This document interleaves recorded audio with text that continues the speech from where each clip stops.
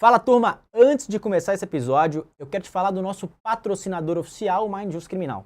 Nós temos um ecossistema de criminalistas que busca resultado através de 5 ferramentas. Uma advocacia técnica, uma advocacia bem relacionada, uma advocacia atualizada, combativa e atenta às cortes superiores. Se esses 5 valores fazem sentido para você e se efetivamente você busca uma advocacia de resultado e excelência, recomendo que clique no link da descrição desse vídeo e venha caminhar conosco.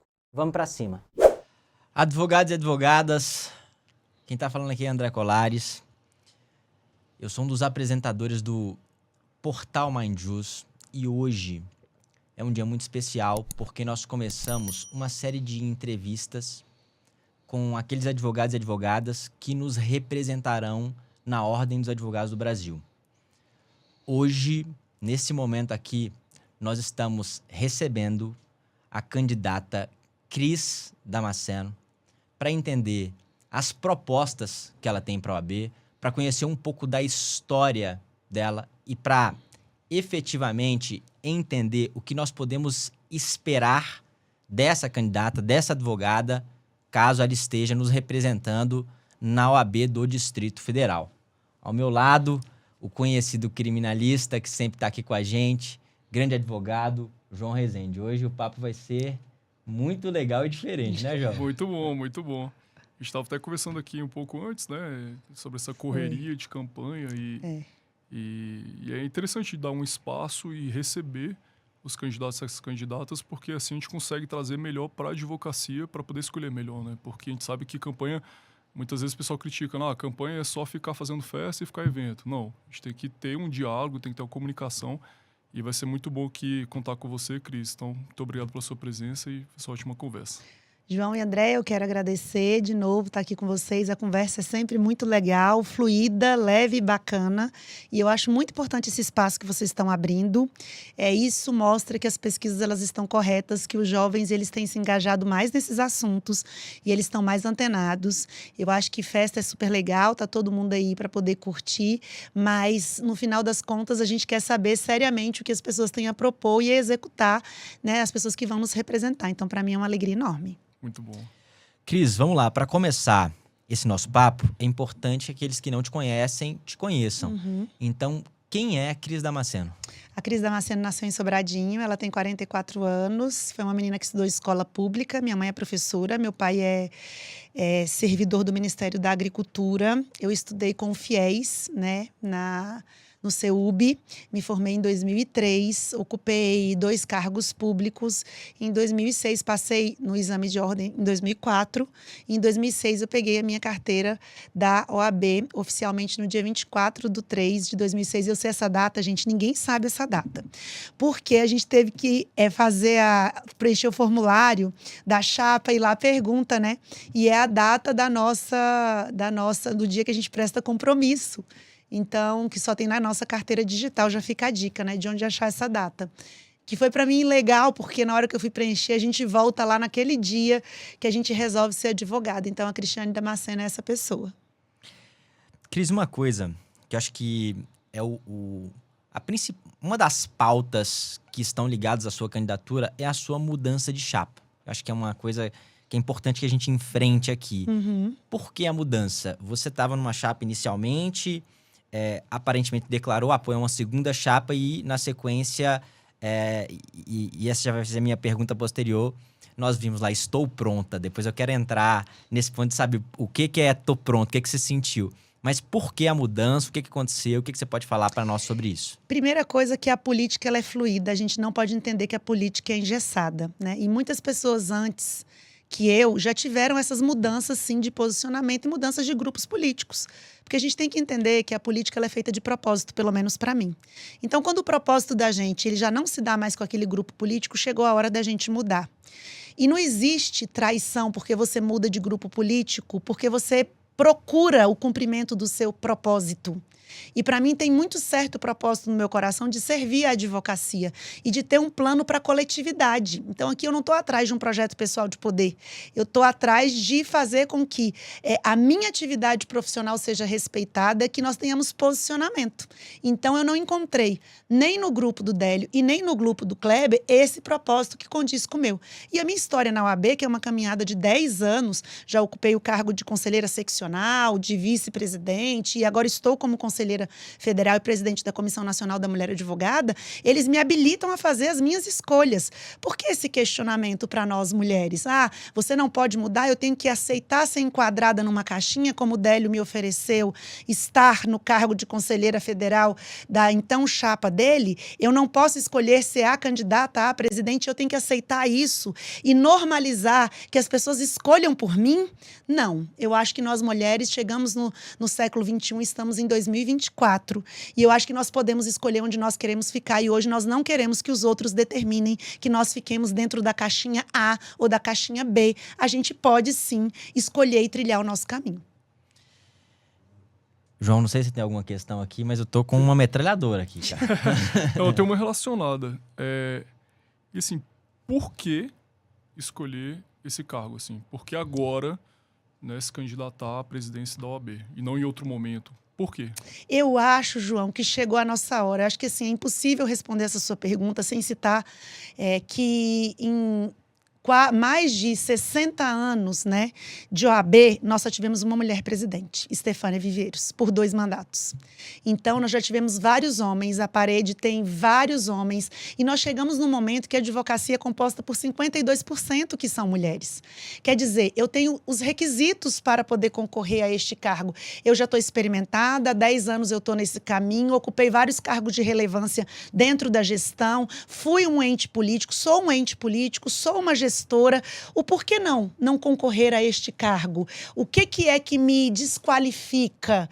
Nada. Eu tenho todos os requisitos, talvez possíveis, se a advocacia assim entender, para poder ocupar essa função. Então, eu já tenho experiência, eu já tenho amadurecimento político, provei que eu consigo formar uma chapa, porque muitos entendiam que eu não ia conseguir ter essas 145 pessoas e ficou demonstrado que nós tivemos essas pessoas para poder registrar a nossa chapa. Então, o que é? Eu tenho todos os requisitos que os demais candidatos. Então, eu estou pronta para poder seguir nesse caminho e ir sentar nessa cadeira se a advocacia do Distrito Federal entender que é isso. E, Cris, o que você pode fazer pela advocacia do Distrito Federal que nenhum outro candidato pode fazer? Eu acho, André, que tem uma coisa muito dentro de mim. Eu acho que são 2 elementos. O primeiro deles é o propósito, que é o propósito de servir.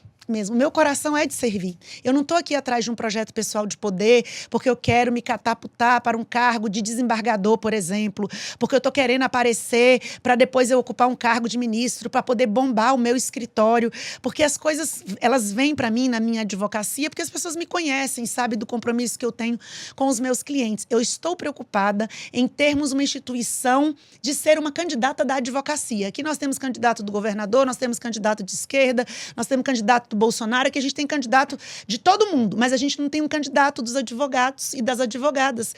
E eu me coloco como essa candidata, a candidata da advocacia, porque eu não tenho apadrinhamento de nenhum lado. Aqui é a Cristiane pela Cristiane Damasceno. E junto comigo agora, um grupo de pessoas que acreditam que o propósito é esse, de servir e servir para o coletivo.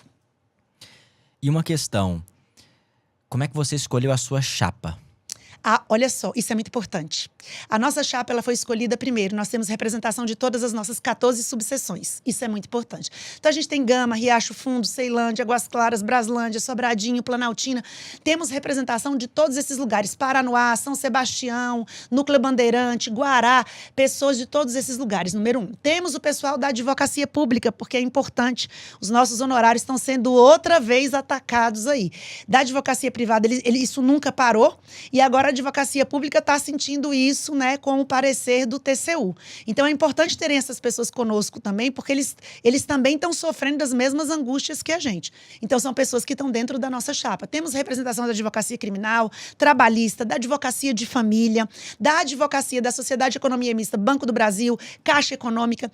E a novidade, André, da nossa chapa, é que nós criamos algumas diretorias de relevância, de empreendedorismo jurídico. Nós temos a diretoria agora de PCDs, porque a gente tem que normalizar a presença dessas pessoas entre nós. Por exemplo, até hoje nós não usamos um programa gratuito para pessoas cegas nos computadores da OAB.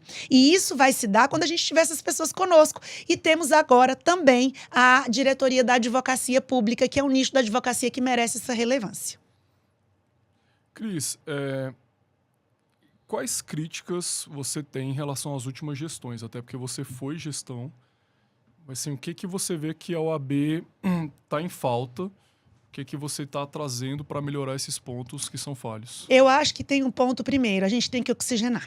Esse é o primeiro ponto. A gente não pode querer estar no poder para sempre, a gente tem que ter oxigenação. Segundo, você tem que deixar as pessoas, as que mais trabalharam, as que têm voto e têm condição de servir a advocacia, elas têm que aparecer. A gente não pode só subir as pessoas de lugar. Então esse é outro ponto. Com relação ao trabalho da advocacia, falta uma coisa fundamental, que eu sempre fui defensora disso, e aqui eu preciso citar meu amigo Abdala, que é o diretor de tecnologia hoje, que é a governança, João. Nós precisamos ter governança dentro da OAB. Nós temos alguns gargalos financeiros.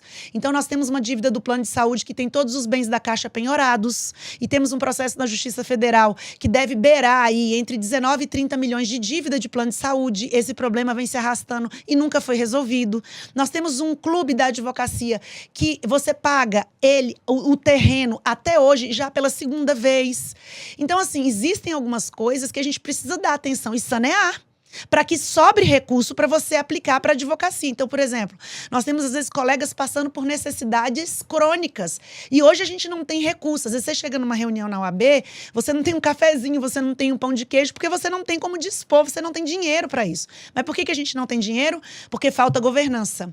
E, assim, isso foi uma pauta que eu sempre bati, que eu inclusive, na primeira gestão, nós contratamos uma auditoria para poder fazer isso, mas, infelizmente, na época, o Paulo Maurício, ele era o tesoureiro e ele não permitiu que a segunda etapa da auditoria fosse contratada para que a gente criasse fluxo de trabalho dentro da OAB. Hoje a gente tem uma estrutura administrativa que consome 60% dos recursos da OAB, que não são aplicados para a advocacia. Então, nós temos que prestar atenção nisso e fazer uma correção de rota. Então, se a gente precisa de recurso para advocacia jovem, por exemplo, nós temos que ter esse recurso. Aí você fala, Cristiane, tem como tirar? Nós temos 25% de inadimplência, é verdade.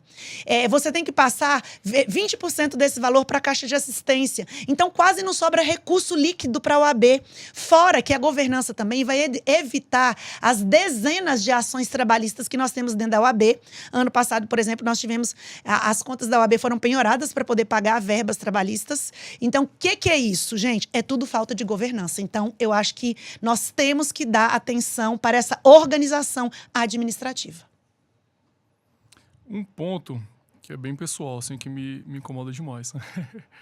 Que é sobre a questão do diálogo com a OAB Federal em relação a tribunais superiores. Por quê? A gente sabe muito bem que a OAB do DF ela é uma seccional que tem atribuições próprias do DF. Mas o fato de estarmos em Brasília, nós temos tribunais superiores e eu percebo uma falta de diálogo da OAB do DF, não só de uma chapa ou de outra, mas sempre foi assim, com a OAB Federal, para ter um diálogo maior com os tribunais superiores e trazer questões da advocacia, como, por exemplo, falta de acesso a gabinetes, questão de despacho, ou seja, uma violação da prerrogativa. O que pode ser feito em relação a isso? Eu acho assim, o presidente Beto Simonetti, ele é muito acessível e aberto. Então, assim, é você levar a demanda. Eu sou presidente de uma comissão que tem 730 mil mulheres e não teve nada do que eu pedi que não foi aderido pela gestão. Então, a gente tem que começar que a falha, na verdade, é da seccional, não é do Conselho Federal. Então, a gente tem que levar as demandas. Então, por exemplo, João, a gente tem que criar um canal virtual para que os advogados comecem a falar essas coisas, para a gente ter índice. Para quando a gente chegar para poder conversar com o presidente lá do STJ, falar assim, olha, usaram o canal de prerrogativa, esse link aqui, 800 advogados. Dos 800, 750 reclamaram que tais ministros aqui, eles não recebem advogados. O que nós vamos fazer? Então, se em 20, 30 dias a gente não consegue achar uma saída junto com a... Porque eu acho que a interlocução e diálogo, ela sempre tem que ser o primeiro passo. Mas a OAB, ela tem que se posicionar do lado da advocacia e ponto final. Posicionamento. Não deu resultado, João? Nós temos que ir para o CNJ para poder fazer essa reclamação lá. Porque as pessoas têm que entender que elas estão trabalhando para o Estado. Então, aquilo ali é um serviço jurisdicional que está sendo oferecido. Nós não estamos pedindo um favor, João, em levarmos e queremos despachar um pleito de um cliente nosso. Nós só queremos levar um memorial para explicar que talvez em 15 minutos ali você não consiga, numa sustentação oral, deixar a essência do processo. E é regra legal você receber a advocacia. Então, a interlocução e diálogo educado, ele é super necessário. Mas a OAB precisa se posicionar ao lado da advocacia e tomar medidas, nesse caso, por exemplo, junto ao CNJ. Fantástico. Cris, dentro disso, com relação a relações institucionais, qual postura os advogados podem esperar de você nessa interlocução, não só com o judiciário, mas também com o executivo e com o legislativo? Eu tenho sempre uma postura de dialogar e de fazer de tudo para que o nosso trabalho da OAB ele seja visto e os colegas consigam ser beneficiados, porque a OAB tem duas funções. Ela tem uma função social de resguardar direitos humanos, democracia, é verdade, mas a função principal do nosso conselho de classe, ela é principalmente defender a advocacia. Então, a interlocução educada com os órgãos sempre será a nossa pauta. Então, o que nós vamos fazer? Nós vamos criar uma prerrogativa preventiva. O que isso quer dizer? Nós vamos fazer em 6 meses interlocução com todos os tribunais STJ, Supremo, TJ, TRF, TRT, TST, TSE, mas todo o Executivo Federal com todas as agências, porque nós vamos lá nos apresentar e dizer que a prerrogativa vai começar a funcionar. Daqui a 3 meses, 2 meses, nós vamos voltar lá com a nossa listinha de questões a serem resolvidas e montar um plano de ação. Porque a governança, gente, ela faz isso. Ela nos ajuda a mudar um plano de ação e dar satisfação para a advocacia. Melhorar a comunicação para que chegue à advocacia que a OAB está trabalhando para resolver o problema dela. Então, a outra ideia nossa é criar este link para essas reclamações dessas demandas, para que nós conseguimos quantificar e aí levar uma perspectiva, porque hoje nós não temos dados concretos sobre essa magnitude de problema que nós temos. Então, por exemplo, nós temos uma advocacia administrativa nas agências reguladoras. Então, se você perguntar, você vai ver que tem uma série de questões que os advogados que militam ali, onde que estão essas questões? Onde que isso está registrado? Como é que a gente sabe que isso é possível? E como é que você vai sanear? Nós vamos criar esse link pela internet que as pessoas entram rapidamente com uma frase, elas já definem. É isso que nós propomos para poder resolver o problema com diálogo. Mas, se não tiver jeito, nós vamos judicializar quando é possível, sim, e nós vamos tomar providência junto ao CNJ. Cris, uma pauta muito importante é a jovem advocacia. E o que vocês pretendem fazer pela jovem advocacia? Olha só, a advocacia iniciante ela é muito importante porque ela hoje ocupa 50% da advocacia, né? Então, hoje nós somos 1.500.000 advogados, 750 mil que são ali atuantes. Então, você acredita que metade disso aí, 375, 400 mil fazem parte da advocacia iniciante. Em 2019, eu lancei o projeto com, então, conselheira Raquel Cândido, que era conselheira federal à época, chamado Carreiras, que esse foi um projeto sensacional, André. Nós tivemos quase 1.000 jovens que nós habilitamos e 35% deles ou conseguiram montar o próprio escritório ou começaram a trabalhar em um escritório. O que nós vamos fazer agora? Nós vamos criar a advocacia empreendedora. Então, nós só mudamos o nome do Carreiras e vamos encorpar ele. Quer ver que vamos trazer uma coisa que nós estávamos discutindo hoje no Conselho Federal, que eu pedi vista, inclusive, dessa recomendação para poder tornar ela um provimento, a inteligência artificial. Então, nós vamos trazer isso para a formação. Como que você pode usar a inteligência artificial dentro da sua atividade profissional? Outra coisa, João, nós vamos tirar a advocacia iniciante da caixa. Não se atua só em penal, civil, tributário e trabalhista. Tem um mundo lá fora. Vou dar um exemplo claro aqui. É o caso, por exemplo, da Bélgica. Na Bélgica, tem o direito das mulheres lá. É um universo que está vazio de profissionais. Não tem gente para poder atuar. E você sabe que os brasileiros são os que mais atuam nessa pauta lá? Quer dizer, você pode ganhar em euro e a gente está achando que Brasília é tudo na vida. E não é. Esse projeto da advocacia empreendedora, ele vai tirar todo mundo da caixa. E não é só para advocacia iniciante. Se o colega já está no meio da atividade ali da vida, ele quer trocar, por exemplo, de área de atuação, nós vamos dar um help para ele sim. Então a gente vai ter workshops com frequência para todo mundo participar, online e presencial. Nós vamos fazer trabalho de mentoria com mentores qualificados para os jovens, para poder preparar. Vamos criar vagas dentro da página da OAB para você colocar o seu currículo lá. E quem passar pelo nosso trabalho da advocacia empreendedora vai ganhar uma estrelinha para que as pessoas vejam e fiquem sabendo. Esses são os nossos projetos. E outra coisa, super importante, André, formar lideranças políticas dentro da nossa casa. Nós temos que trazer o jovem para a política e começar a preparar. E aí a gente pode fazer um outro podcast para falar sobre isso, mas eu abro um parênteses para poder falar do Haran Charan, que ele diz que ele é um indiano que trata sobre o pipeline da liderança. Ele diz que a gente tem que preparar as pessoas para presidir, tirando elas da base e fazendo elas caminharem dentro dessa escada. Então, nós vamos desenvolver também projetos para fomentar a liderança política, começando pela advocacia iniciante. Uma outra questão, dentro da advocacia iniciante, que se debate muito, é a questão do marketing jurídico e as suas limitações. Nós visualizamos muitos jovens criticando isso. Eu queria te escutar sobre essa questão. Qual a sua opinião sobre o nosso atual provimento que diz respeito a marketing? Como é que você acha que a gente pode melhorar essa perspectiva? Então, nós já vamos dar um spoiler aqui para vocês, porque o provimento está sendo alterado. Hoje, a gente já tem uma minuta pronta. Na próxima sessão, nós vamos fechar essa minuta, porque a gente só pediu vista para poder fazer umas adequações. Então, nós vamos incluir metaverso, por exemplo, inteligência artificial, por exemplo. Eu penso assim, a gente precisa adequar as regras à realidade, isso é fato.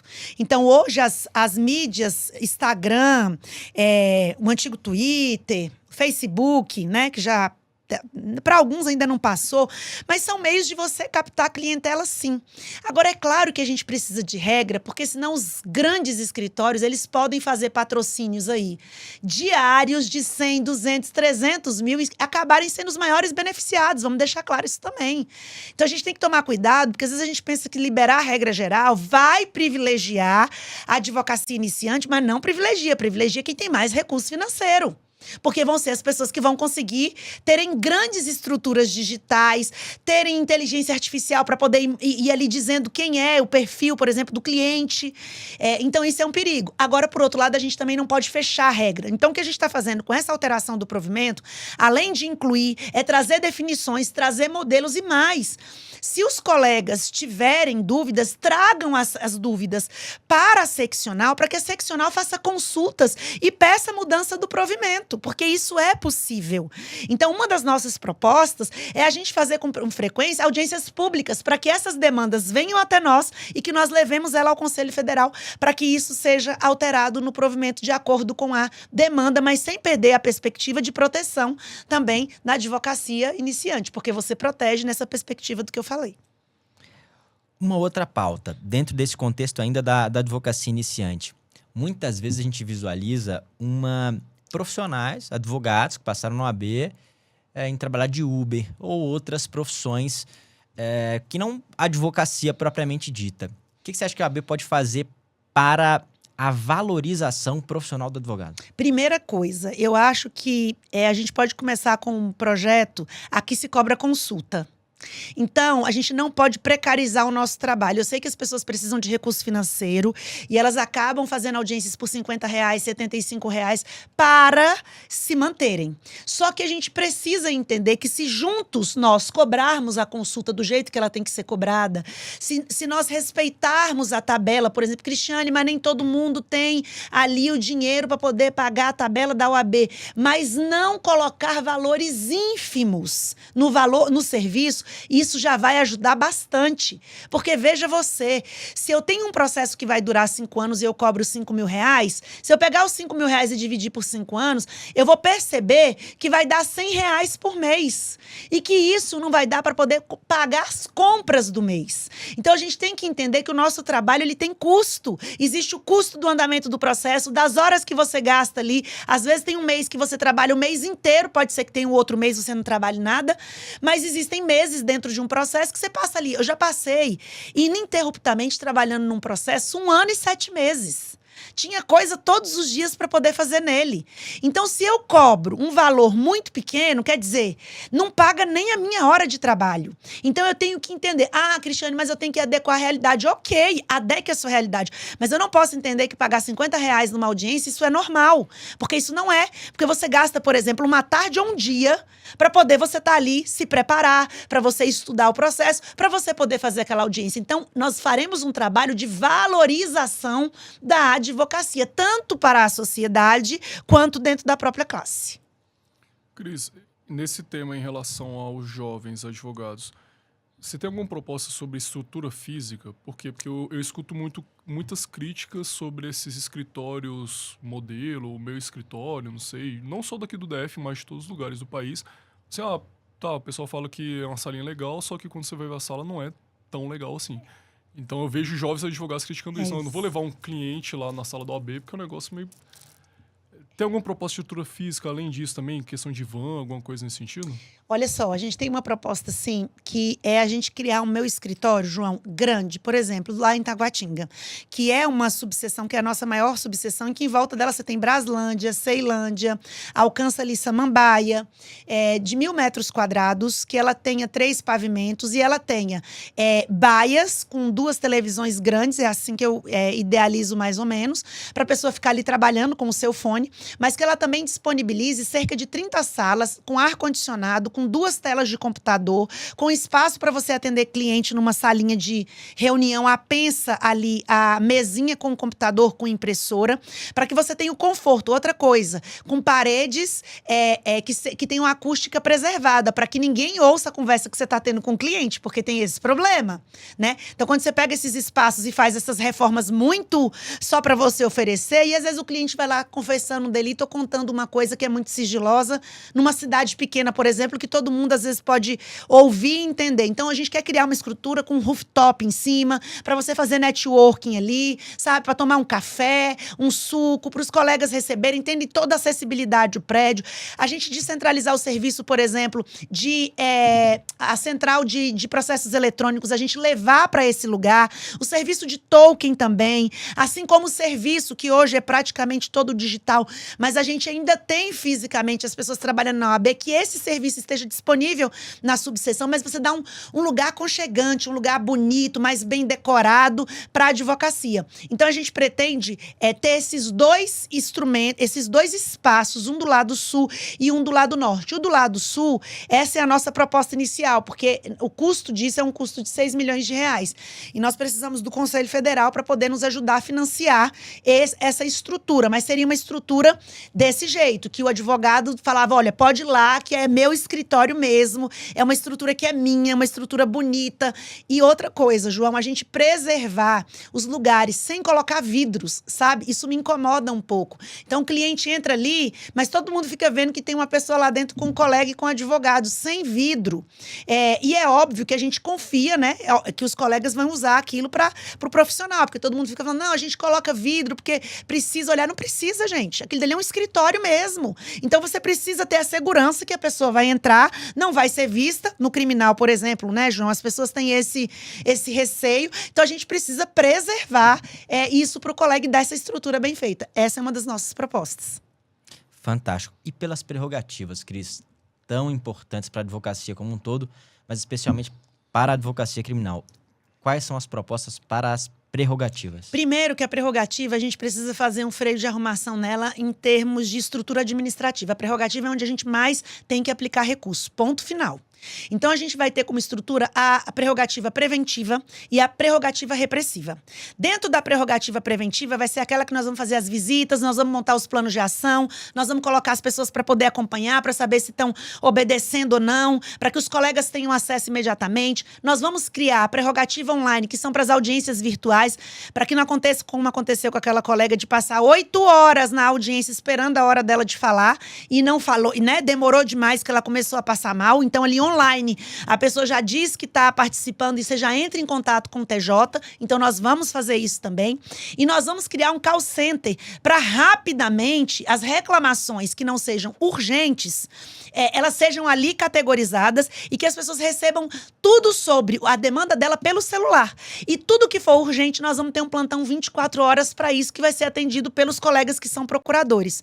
Além disso, André, nós vamos descentralizar. Cada subseção vai ter o seu procurador, que vai ser uma pessoa contratada pela OAB. Aí você fala, Cristiane, de onde você vai tirar tanto dinheiro para poder fazer isso? É só a gente fazer a arrumação administrativa e a governança. Porque a prerrogativa, para além dos prédios que a gente quer fazer, é o local onde a gente precisa aportar a nossa maior quantidade de recursos financeiros. Então, nós vamos contratar um profissional que vai desenhar todo esse trabalho da prerrogativa que nós estamos falando, que vai ser apresentado para a advocacia, que nós vamos aportar recursos e a advocacia vai ser bem atendida. Dentro desse tema prerrogativas, algo que a gente tem visto recorrentemente são advogados morrendo em vários lugares do Brasil. O que você pode falar para a gente sobre isso? Veja só, primeiro que a gente já tem um projeto de lei que vai tipificar esse fato como homicídio qualificado. Isso é importante, que já passou pela CCJ.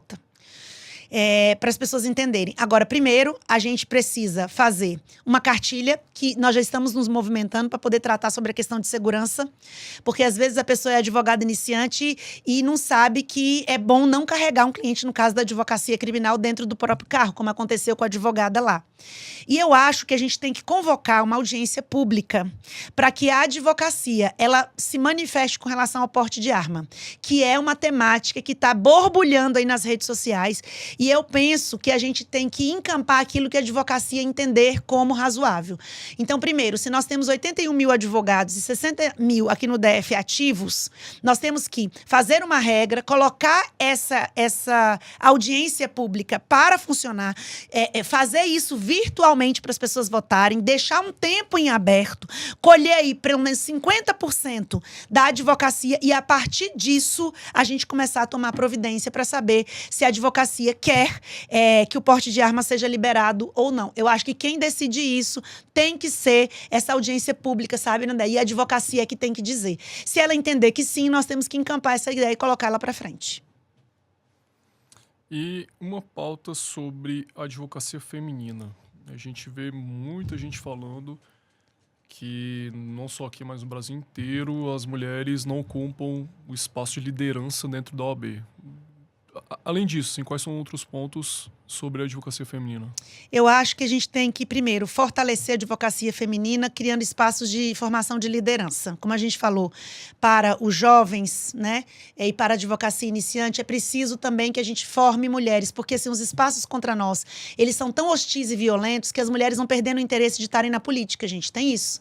Contanto que você tem, lá no 326B do Código Eleitoral, a presença da violência política, nós criamos no nosso provimento 222 de 2023 a violência política, que vai retirar a chapa de circulação quando a violência política for praticada contra a mulher que é pré-candidata ou é candidata.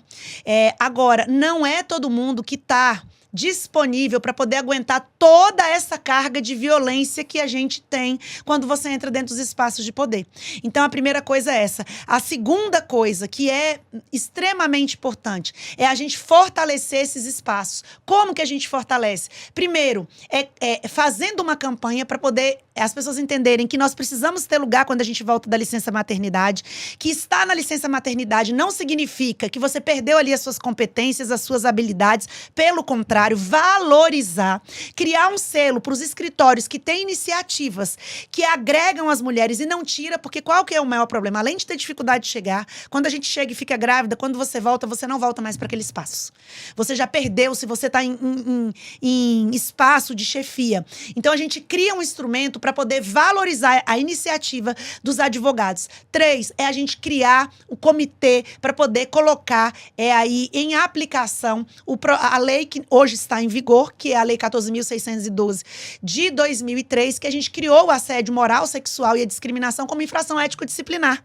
Então, para a gente apurar esses casos de assédio com mais rigor e de forma mais correta, nós temos que criar os comitês internos que vão receber, vão fazer as políticas afirmativas, que vão trazer ali os cursos. Então, a outra coisa que nós criamos também foi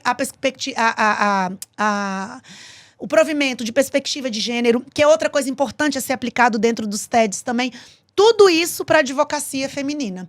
E eu acho que o mais importante disso tudo, sabe, João e André, é a gente ter uma candidata que é mulher e coloca o nome dela à disposição para isso. Essa representação e essa figura, ela traz já para as mulheres uma possibilidade que é possível você chegar até lá e que a gente garante que nós não vamos aceitar misoginia, discriminação e que nós vamos criar sim, projeto carreiras próprio para as mulheres que são mães, para poder fazer reciclagem para o mercado de trabalho. Vamos aí fazer com que a Caixa de Assistência lance mais convênios que consigam abarcar as necessidades das mulheres com relação aos filhos, disponibilizar no período noturno, quando as comissões estiverem funcionando, e a ESA, um espaço kids para que as crianças fiquem lá, para que elas tenham oportunidade de participarem sem preocupação e com qualidade. Quer dizer, incluir a mulher dentro do dia a dia da UAB.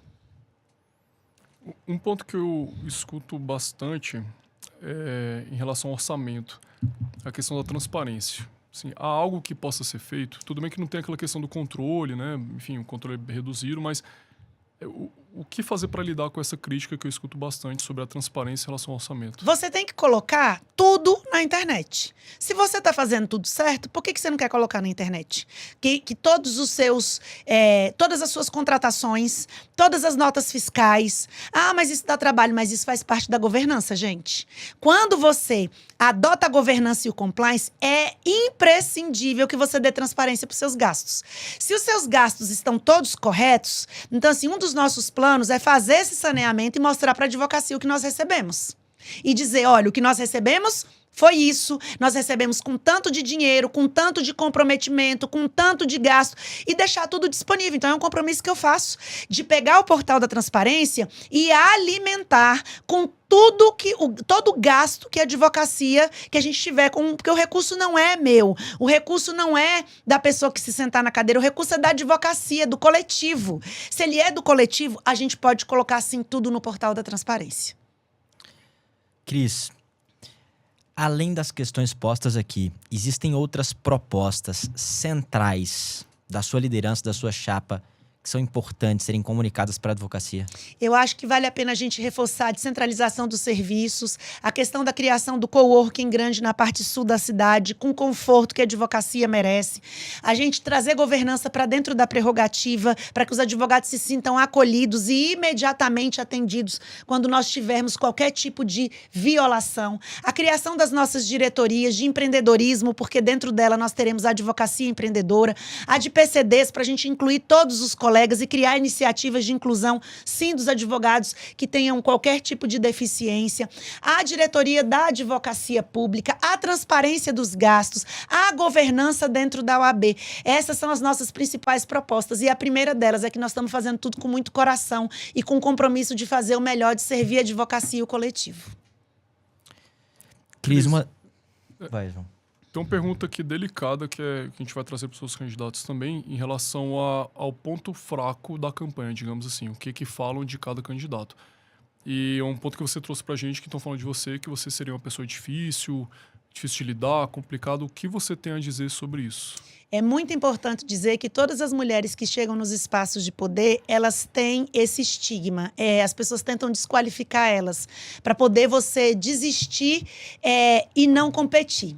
Então, todas as mulheres que passaram por esse caminho de quererem competir e colocaram o seu nome à disposição, elas tiveram o mesmo estigma. Só que quando a gente pega homens, e aqui nós poderíamos citar 10 exemplos de homens que têm um perfil como esse difícil, as pessoas vão dizer que eles são firmes, que eles são posicionados, que eles têm postura. Então, muda completamente, João, a qualificação. Então, não é que é difícil, é que nós somos firmes, nós somos posicionadas, nós somos mulheres seguras, nós somos independentes, nós somos autônomas, nós temos vontade, nós sabemos o que queremos. É isso. Só que isso, para muitas pessoas, é convertido em ser uma pessoa difícil. Nós não aceitamos ser desrespeitadas, sofrer violência. Então, assim, durante a campanha eu já fui xingada, gente, de todos os nomes que vocês imaginarem. Eu não aceito, porque represento 730 mil mulheres. Então, se eu represento, se você quiser vir para uma discussão comigo no campo profissional ou no campo político com respeito, eu lhe respeitarei do mesmo jeito. Agora, se você vem para uma discussão comigo já me desrespeitando e trazendo adjetivos pejorativos, eu não aceitarei ser desrespeitada, porque à medida que eu aceito, 730 mil mulheres estão aceitando também. E que fique muito claro, João, que esses desrespeitos hoje caracterizam violência política prevista no provimento 222. E isso faz com que a pessoa perca a inscrição da chapa dela. Então, assim, as pessoas têm que tomar muito cuidado quando forem fazer qualquer tipo de card, quando forem lançar qualquer tipo de argumento, porque isso pode caracterizar, assim, uma violência política contra a gente. Cris, para encerrar, nós te desejamos sucesso no seu pleito. O nosso objetivo e a nossa pretensão é que a advocacia esteja cada vez mais fortalecida, independente de quem estiver à frente do AB. Exatamente. E eu gostaria que você deixasse aqui um recado para a advocacia do Distrito Federal, dizer também qual que é o seu número, né, para aqueles que se identificaram com você, que possam, no momento certo, tomar a decisão. Então, sua mensagem para a advocacia do Distrito Federal, já agradecendo sua disponibilidade e sua presença. Eu quero agradecer esse momento que vocês estão abrindo. A nossa chapa é inovar a ordem. O nosso número é o 33. Nosso compromisso aqui é com a advocacia, com o coletivo. O que nós queremos é trazer um projeto novo para a OAB. Essa é uma chapa formada por pessoas de verdade, colegas que estão ali no dia a dia, que sentem ali todos os problemas da advocacia. Aqui eu não sou uma herdeira, eu construí uma carreira, vim de uma origem humilde, cheguei até aqui com muito trabalho e muito esforço. Então, eu sei exatamente como é que é construir uma vida sem ter alguém por trás, lhe fornecendo tudo que você precisa. E o compromisso que nós temos aqui é de verdade com o coletivo. E é por isso que nós não nos adequamos em nenhum dos outros projetos e trouxemos esse novo projeto. Então, vem com a gente. A ordem agora é inovar a ordem, número 33, Cris Damasceno e Alexandre Queiroz. Você, advogado e advogada, a gente vai fazer uma entrevista como essa com todos os candidatos. É importante que você avalie a proposta de cada um, que você acompanhe a campanha de cada um e vote e se engaje. É muito comum a advocacia, somente aqueles que estão inseridos no contexto político votam, participam, buscam. A advocacia é para você, é para todos nós. A OAB é a nossa casa. Então é muito importante que você olhe isso com carinho, busque saber a data da eleição, o dia da sua contribuição cidadã e se engaje e vote. A sua decisão vai fazer total diferença nos rumos da advocacia e nos rumos aqui do Distrito Federal, porque a advocacia ela é importante para a sociedade como um todo. Cris, mais uma vez, obrigado pelo seu tempo, pela sua disponibilidade. Foi um grande papo, hein, João? Excelente, bom que a gente ouviu muitas propostas aí. Vamos lá, assim, a caminhada é longa, na verdade é curta, né? Porque falta pouco tempo. Mas é bom que a gente está trazendo essas questões para a advocacia para poder aumentar o diálogo e a reflexão sobre os pontos que são extremamente relevantes. Obrigado, Cris. Obrigada, gente.